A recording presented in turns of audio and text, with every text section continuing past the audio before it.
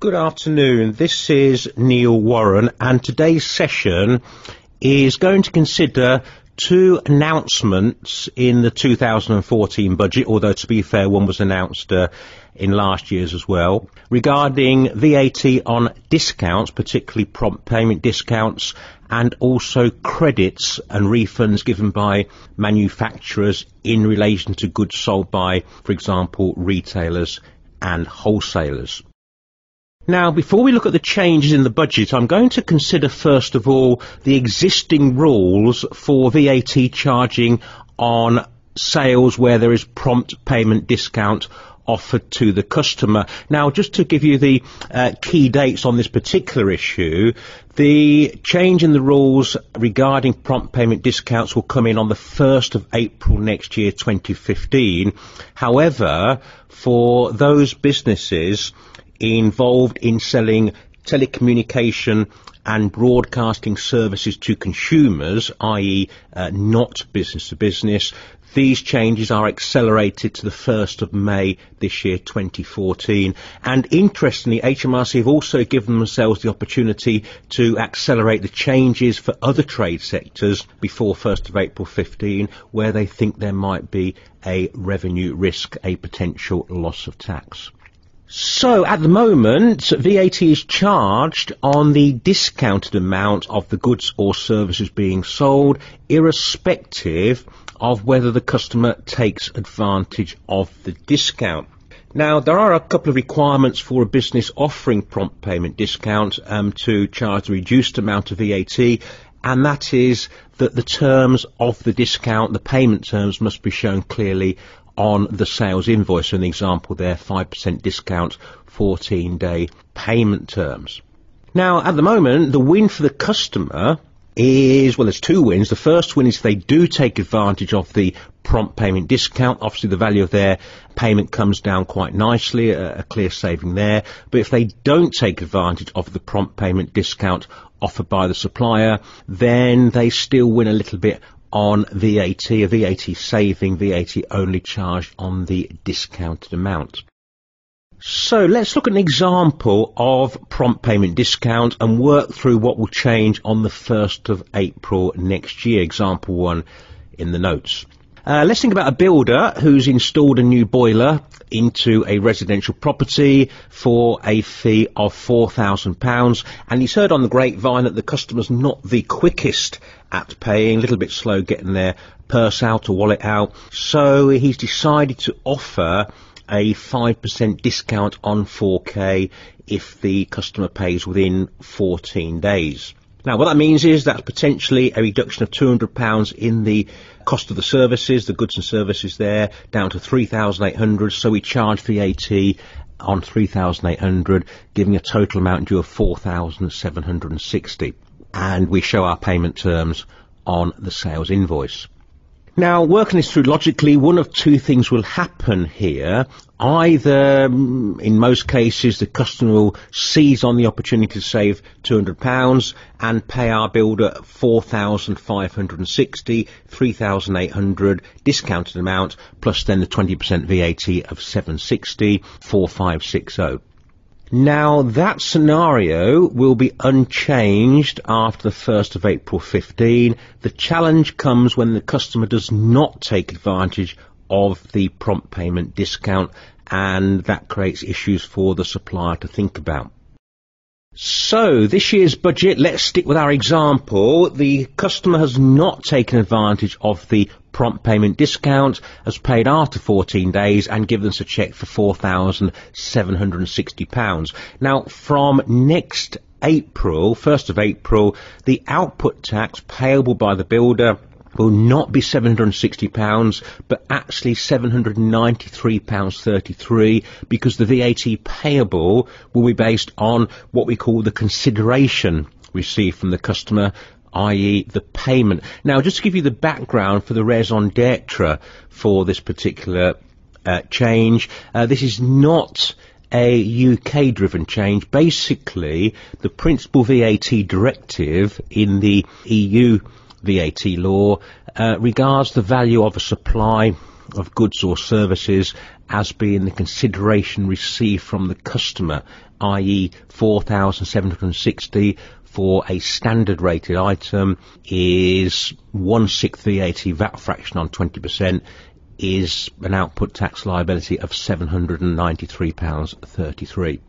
So what are the issues for the builder? Well, I think probably the easy solution is if the customer does not take advantage of the prompt payment discount, and then the builder perhaps will have the right to say, okay, I'll have another £40 in VAT from you if you have not taken advantage of the discount. But is this actually, I was thinking this through at the weekend, the logic of this, is this potentially scoring an own goal for the builder? Because if he encourages the customer to take advantage of the discount to avoid an extra £40 tax bill, and we all know that customers generally don't like paying tax unnecessarily, it might be the customer will make extra effort to pay on time within the 14 days, so the builder effectively is giving away £200 on his £4,000 to effectively incentivise the customer not to be charged an extra £40 VAT.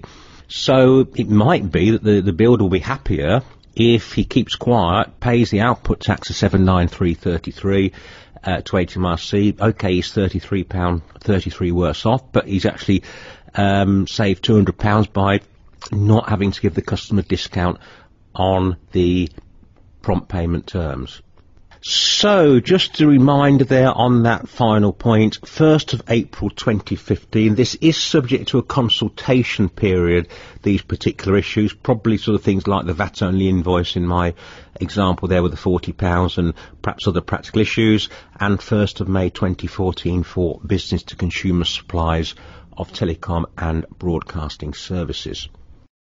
Now the second part of this session sticks with the same theme of the value of supply being linked to consideration received. Now this particular issue, VAT credits, reducing output tax on the VAT returns of manufacturers who give rebates to customers who have bought the goods elsewhere, was announced last year in the 2013 budget. The implementation date was actually the 1st of April 2014, so it's now within the legislation. Now I'm going to talk this one through with you by giving a practical example to show how it all fits together, and keep bearing in mind the key principle that the tax payable to the tax authorities is linked to the consideration received from the customer, a direct and immediate link between a 20% VAT rate and the net consideration. So Sally, our imaginary customer, goes into a retailer, for example Currys, and buys a television for £1,000 plus VAT, £1,200 including VAT.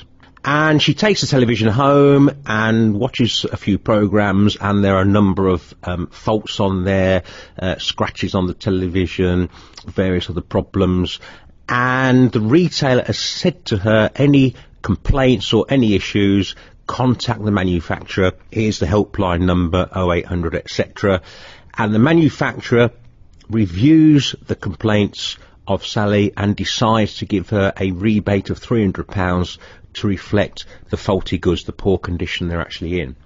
Now, the VAT position until the 31st of March 14 was that the manufacturer could not get any output tax reduction on the £300 rebate for the simple reason, very logically, that it wasn't his business in the first place that accounted for output tax on the supply in question. 1st of April 2014, he can now reduce his output tax by 1/6 of £300, £50, to effectively reduce the cost of the rebate to him down to £250.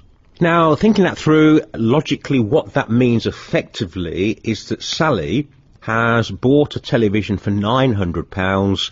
£900 is effectively £750 net plus 150 VAT, and 150 VAT is exactly what HMRC will get. They'll receive £200 from the retailer on the original sale, output tax plus box 1, and then the £50 rebate to the manufacturer minus output tax means they've received £150 overall. So again, the direct link, the same as with the prompt payment discount, between consideration received and the net amount of output tax due.